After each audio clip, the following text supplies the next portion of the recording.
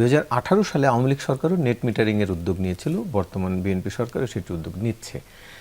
কিন্তু তখনও net metering খুব একটা কাজে আসেনি, কারণ আমাদের বিতরণ কোম্পানি এতে খুব একটা আগ্রহী নয়।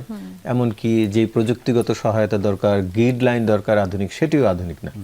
এখনও আমরা জানি নতুন করে আধুনিক গ্রিড লাইন করা হয়েছে, সেটি শেষ হয়নি বা সেই কাজ কত দূরে গিয়েছে। এটি না করে সরকারের নেট মিটারিং স্বপ্ন কতটা বাস্তবায়ন সম্ভব হবে বলে মনে হয়? আমাদের কিন্তু ডিস্ট্রিবিউশন এবং সঞ্চালনের যে পরিস্থিতি, এটা খুব একটা খারাপ না। আমাদের কিন্তু মূল সমস্যা হচ্ছে প্রোডাকশনে, ডিস্ট্রিবিউশন এবং আপনার এই সঞ্চালনে, কিন্তু বিতরণ এবং সঞ্চালনে বিদ্যুতের কিন্তু নেট মিটারিং এর উপযোগী ইনফ্রাস্ট্রাকচার যেটা আছে, এইটাকে হয়তো খুব বেশি মডিফাই করতে হবে না। আপনি অল্প কিছু একটু চেঞ্জ করলেই হয়তো সম্ভব হবে।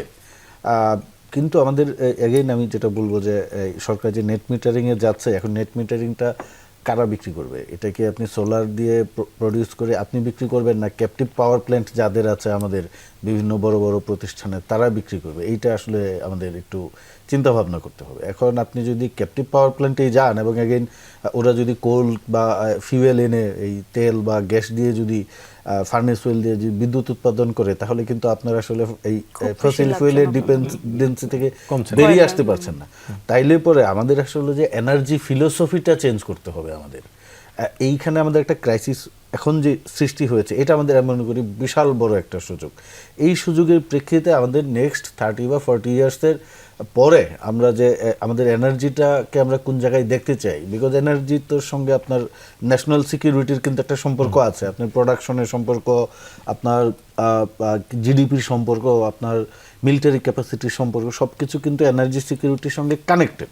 তো সেই জায়গায় আমরা যদি ডিপেন্ডেন্সিটা একটু শিফট করতে চাই, সেইটা আমি বলবো যে ওনারা যেটা বললেন যে আমাদের এই রিনিউয়েবল এনার্জির দিকে যাইতে হবে। এবং তাসনুবা যেটা বললেন হচ্ছে ওই যে সরকার যেটা বলেছে যে আমাদের তো চুক্তি করা আছে, এটা তো আসলে চাইলে সরকার বাতিল করতে পারে কিনা। হ্যাঁ, এটা ঠিক, উনিও বলেছেন। কিন্তু সমস্যাটা হচ্ছে কি, এই ধরনের যে চুক্তিগুলো হয়, চুক্তিতে একটু শক্ত মারপ্যাচ থাকে। জার্মানি আপনার 2015-এ একটা সিদ্ধান্ত নিয়েছিল, ওরা 2022 অথবা 2023-র মধ্যে নিউক্লিয়ার পাওয়ার প্ল্যান্ট থেকে বেরিয়ে যাবে। কিন্তু ওই সময় ওদের যে এক্সিস্টিং নিউক্লিয়ার পাওয়ার প্ল্যান্টগুলো আছে, ওদেরকে কিন্তু হিউজ ক্ষতিপূরণ দিতে হয়েছে জার্মান সরকারকে। দেন ওরা বললো যে ঠিক আছে, তাহলে আমরা 2030-তে ফেজ আউট করি, কারণ যেহেতু আমাদের কম্পেনসেশন দিতেই হচ্ছে।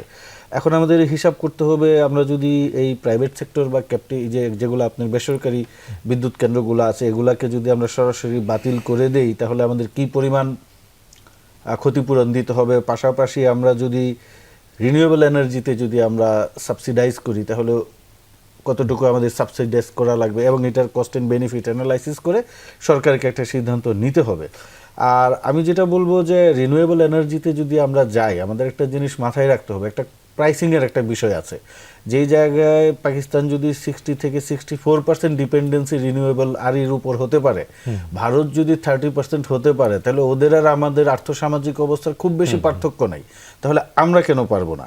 আরেকটা বিষয় হচ্ছে, উনি জিসিএফ এর কথা বলছে। এখন আমরা কিন্তু এই ক্লাইমেট ফান্ডের যে পয়সাটা আমরা পাই, এইটা আমরা অ্যাডাপ্টেশন বা মিটিগেশনে, তো অ্যাডাপ্টেশন বা রেজিলিয়েন্সে তো বেশি খরচ করি, আমরা এটা মিটিগেশনের জন্য নিয়ে আসতে পারি। কারণ আপনি যখন রিনিউয়েবল এনার্জিতে যাবেন, আপনার ইমিশন কমে যাবে, তাহলে এইটা কিন্তু কার্বন ক্রেডিট হিসাবে আপনি বিক্রি করতে পারবেন।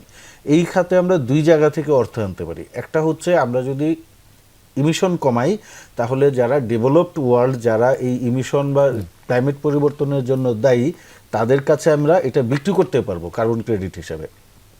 সেকেন্ড হচ্ছে, আমরা কিন্তু জিসিএফ এর যে ফান্ড আছে, সেইখান থেকে আমরা কিন্তু এটাকে যদি আপনার রেজিলিয়েন্স এবং অ্যাডাপ্টেশনের পাশাপাশি মিটিগেশনের পার্ট হিসেবে এইদিকে ডাইভার্ট করে দেই, এইখানে সাবসিডাইজ করি, তাহলে কিন্তু আপনার কস্ট কমে আসতেছে।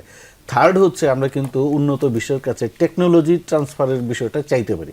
তোমরা যেহেতু ইমিশন করে দুনিয়ার ক্ষতি করেছো, এইবার তুমি আমাকে স্বল্প মূল্যে বা কম মূল্যে টেকনোলজিটা দাও। সেক্ষেত্রে ধরুন জার্মানি হচ্ছে নাম্বার 1 সোফার এই আপনার সোলার প্যানেল প্রডিউসার। আমরা জার্মানিকে বলতে পারি যে তোমরা আমাদেরকে কম দামে বা অর্ধেক দামে বা সাবসিডাইজ প্রাইসে আমাদের সোলার প্যানেল দাও, ওইটা কার্বন ক্রেডিট বা কম্পেনসেশন হিসেবে কাউন্ট করা হবে। তো আমি মনে করি এটা আসলে খুব বেশি এক্সপেন্সিভ না বা অসমাধানযোগ্য সমস্যা না।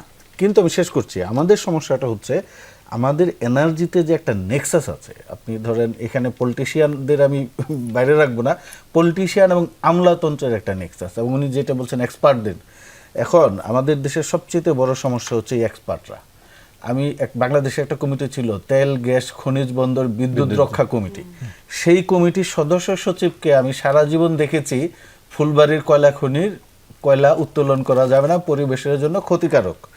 2008 সালে যেই রাজনৈতিক পট পরিবর্তন হলো, আওয়ামী লীগ ক্ষমতায় আসলো, আমি দেখি উনি চিনমৈত্রী সম্মেলন কেন্দ্রে এক সেমিনারে বলছে আমাদের এই কয়লা উত্তোলন করতে হবে।